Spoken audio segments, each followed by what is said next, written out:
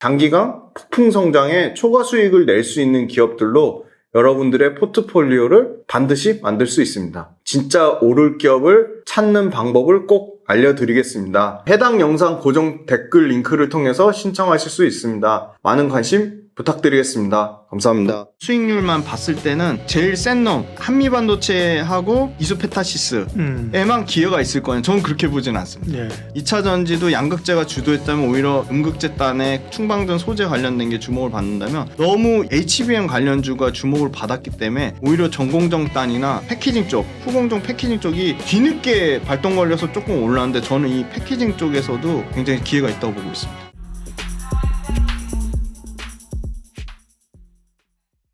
이민수의 경제토크 김지훈의 훈훈한 주식 김지훈 대표님 오셨는데요. 네, 시장에서 가장 믿을 만한 섹터 반도체 얘기를 하겠습니다. 반도체도 2차 전지 해주시는 것처럼 올해 들어 주가가 수익률이 얼마나 나오고 있는지 한번 쭉 좀 봐주실래요? 네. 먼저? 예. 반도체를 너무 미워했는데 사실 미워했어요? 저는 2차 전지만 보다 보니까 그쵸, 2차 전지가 더 미워했다라기보다는 그죠? 그렇죠. 미워했다기보다는 관심이 좀 덜했다. 관심이 좀 덜했다. 네. 역시 잘 정리해 주신다. 네. 미워했단 말 정정하겠습니다. 네. 아무래도 삼성전자, 하이닉스, 물론 하이닉스는 상당히 연초 대비 많이 올랐죠. 네, 많이 올랐습니다. 네. 근데 가장 주도주인 핵심 주도주 삼성전자가 부진해서 조금 보수적인 입장을 잡았던 건 사실인데 요 표를 띄워주실 건데요. 상당히 많은 업체들이 100% 넘는 수익률을 기록했습니다. 역시나 압도적으로 한미반도체와 이소페타시스가 그렇죠. 400% 넘는 수익률을 기록을 했고요. 그 외에 주성엔지니어링하고 하나마이크론도 240%, 234% 수익률을 기록했고요. TFE 같은 경우는 신규 상장전이가 400% 넘는 상승 나왔고, 그 다음에 굉장히 고르게 나왔습니다. HBM 관련주만 수혜가 나온 게 아니고요. 그 전공정 장비 쪽에 이오테크닉스 같은 경우도 145% 수익이 143% 수익이 나왔고요. 그 다음에 이제 소모품이죠. 그 소재 부품단에서도 ISC 같은 회사도 거의 200% 가까이 수익이 나왔고, 장비회사 단의 유진테크 같은 회사들, 후공정의 두산 테스나, 프로테, 그리고 이 STI 같은 경우는 전공정 쪽인데요. 이것도 200% 가까이 수익이 나왔고, 검사 장비 쪽의 인텍플러스 같은 회사도 153% 정도 수익이 나왔습니다. 그리고 저는 이 수익률보다 고점 대비 하락률입니다. DD 같은 거는 최고점 대비 11월 19일 종가 기준 하락률인데요. 한미반도체, HPSP 다 10% 미만이고요. 되게 양호한 거죠. 굉장히 선방하고 있다는 거죠. 주성엔진은 6%대입니다. 두산 테스나 완전 52주 신고가 영역입니다. STI 9.7%, TFE 6.6%. 그리고 전체 평균도요. 너무나 좀 슬프게도 2차 전지는 50%가 넘었지만 반도체 소부장의 평균은 26%. 최고점 대비로도 26% 빠지면서 2차 전지 외에 반도체가 시장의 주도주라는 거는 변함이 없는 사실인 것 같고, 숫자가 말을 해주는 거니까요. 그럼 내년에도 보니까 각종 증권사에서 공통적으로 절대 안 빠지는 업종은 반도체를 꼽더라고요. 그래서 그 부분에 관련돼서는 아무래도 기관에서 얘기하는 거니까 좀 주의를 해봐야 될 것 같고, 그러면 이 수익률만 봤을 때는 제일 센 놈 한미반도체하고 소위 말하는 이소페타시스에만 기회가 있을 거예요. 저는 그렇게 보진 않습니다. 저는 다른 또 틈새, 아까 2차 전지도 양극재가 주도했다면 오히려 이 음극재단의 충방전 소재 관련된 게 주목을 받는다면 너무 그 HBM 관련주가 주목을 받았기 때문에 오히려 전공정단이나 물론 여기서 첨단 이 패키징 쪽, 후공정 패키징 쪽이 뒤늦게 발동 걸려서 조금 올랐는데 저는 이 패키징 쪽에서도 굉장히 기회가 있다고 보고 있습니다. 그럼 반도체를 밸류로 보면 어때요? 지금 이제 올해까지는 지금 안 좋았으니까 그죠? 업황이 돌아 나오고 있는 맞습니다. 거니까 미래 내년이라든지 밸류를 보면 수준은 어떻습니까? 철저하게 이게 경기 민감주의 성격을 띠거든요. 그래서 저는 제가 딱 불안한 건 이거예요. 반도체를 투자할 때 그래 올해 실적 나쁜 건 알겠어. 내년에 분명히 기저효과 나올 거야. 24년의 기저효과보다 더 뛰어난 실적을 보여야지 거기서 결국은 주가는 실적을 따라가는 거니까 24년보다 나은 25년의 퍼포먼스가 나와야지 주가 연속성이 있는 건데 25년의 퍼포먼스에 대해서는 약간 퀘스천 마크입니다. 그거는 24년도 업황 나오는 거 보고 결정을 해야 될 것 같고요. 말씀 주신 대로 밸류에이션이요. 이게 진짜 재미난 게 밸류에이션이 오히려 쌀 때는 철저한 경기 민감주기 때문에 반대로 생각하시는데요. 밸류에이션 쌀 때 사서 밸류에이션 비쌀 때 팔아야 된다고 생각하시는데 오히려 삼성전자 하이닉스는 오히려 지금처럼 실적 최악으로 나빠질 때 사서 실적이 좋아지면 그때는 다른 사람한테 기회를 넘겨주는 게 역대 그 확률적으로 봤을 때는 굉장히 수익률이 좋았다. 그래서 오히려 지금처럼 아직까지 삼성전자 하이닉스가 적자잖아요. 이럴 때는 그렇죠. 투자해볼 만할 때라고 예. 보고 있고요. 예. 막 내년에 사상 최대 실적 찍는다고 하면 그때는 오히려 삼성전자 하이닉스랑 이별할 때가 아닌가. 그래서 지금으로 보면 굉장히 비싸요. 지금 삼성전자 47배고요. 한미반도체 32배입니다. 근데 한미반도체에 대해서 제가 되게 보수적으로 조금 말씀을 드린 이유는 실적이 개선되는 게 아니고 실적 올라가는 것보다 주가가 너무 비싸게 올라서 내년 밸류에이션이 다른 회사들 보세요. 다 정상적으로 삼성전자 17배로 떨어지고요. 하이닉스 16배 떨어지고 HPSP도 28배. 뭐 이수페타시스 같은 경우도 20배로 떨어지고 주성엔지니어링도 17배로 떨어집니다. 그런데 한미반도체는 31배에서 57배로 오히려 올라갑니다. 그러니까 이익이 그만큼 성장을 못하는 거고요.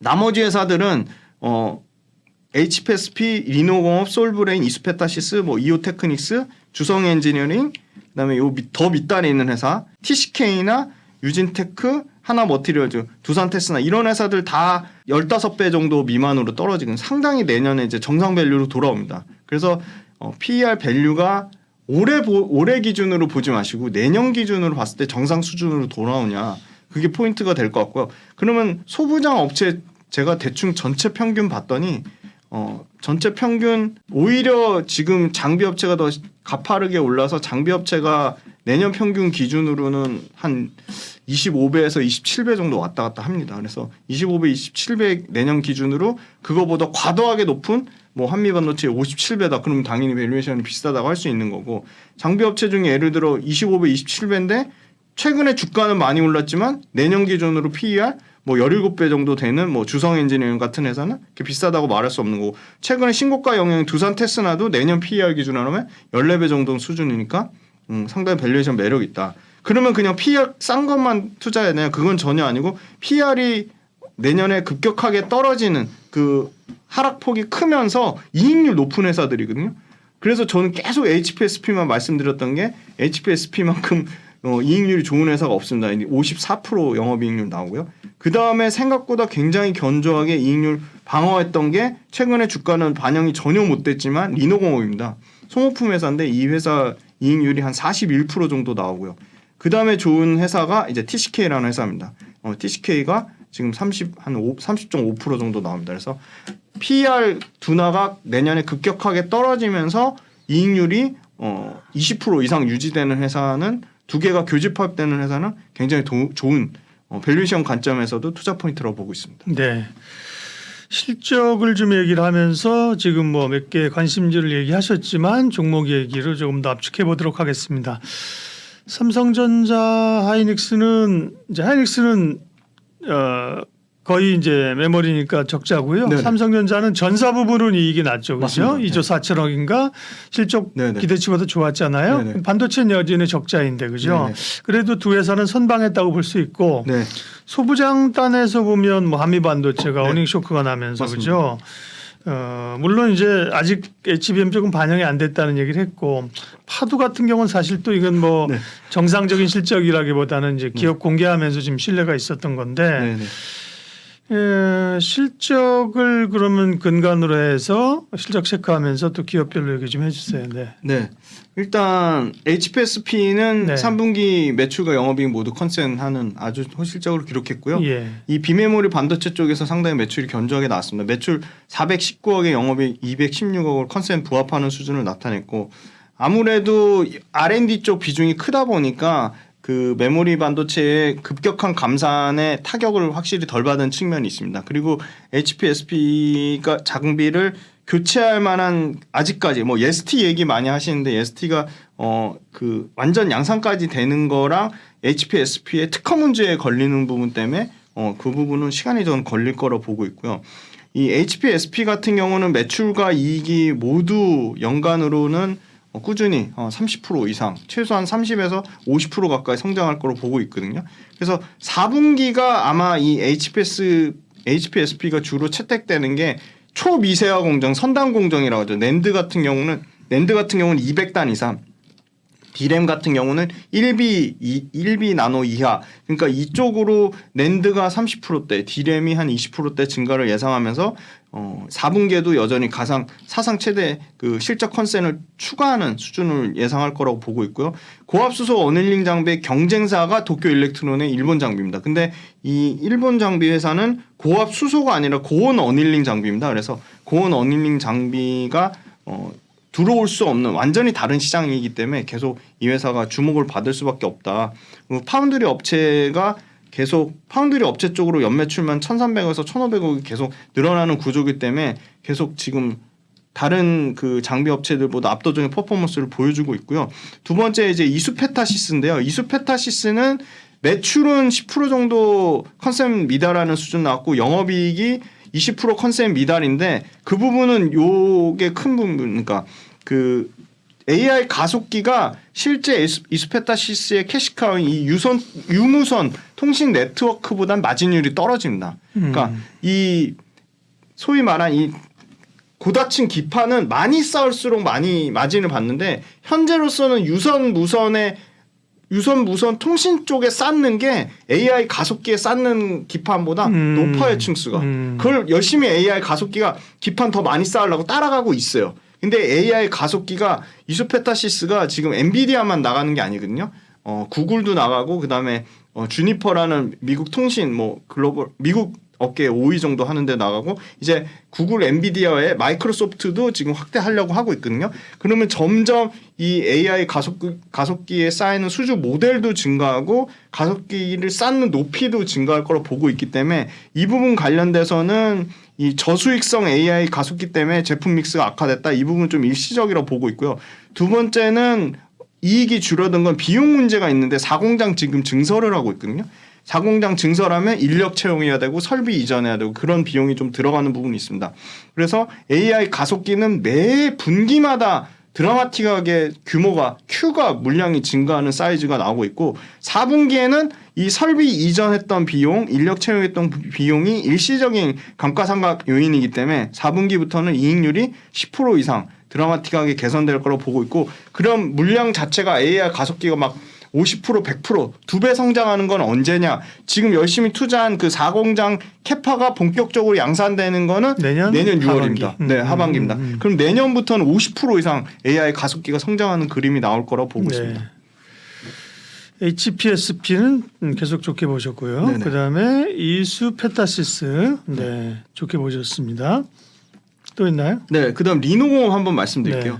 후공정에 들어가는 이제 리노핀하고 테스트 소켓인데 이게 3분기 매출 나름 그래도 선방한 겁니다. 734억 나왔고 영업이익 330억 나왔는데 매출하고 이익 모두 20% 안짝으로 줄었습니다. 그러니까 제가 보니까 반도체 소재 부품 장비 업체들도 기본적으로 35% 이상 그러니까 전년 대비 YOY로는 빠졌는데 20% 안짝으로 했다는 건 상당히 선방했다고 보고 있고요.